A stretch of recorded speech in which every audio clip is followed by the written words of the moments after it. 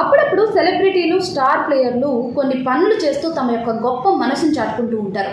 అయితే రీసెంట్గా badminton star Gutta Jwala కూడా తన యొక్క గొప్ప మనసును చాటుకున్నారు. మొత్తం 60 లీటర్ల తల్లి పాలను డొనేట్ చేసి. ఎస్, మీరు విన్నది నిజమే.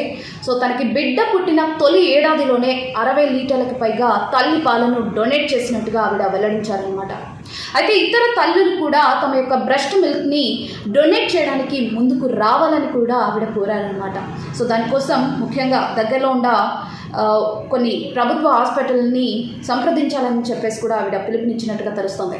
అయితే ఇక్కడ ఆవిడ ఇంకొక విషయాన్ని కూడా ప్రస్తావించారు. అదేంటంటే ఎవరైతే అనారోగ్య కారణాలతో జన్మించారో ఆ పిల్లలకి 100 ml పాలు కూడా కొన్ని రోజుల పాటు కాపాడుతుంది అని చెప్పేసి కూడా తన మనసులో ఉన్న మాటని చెప్పేసింది.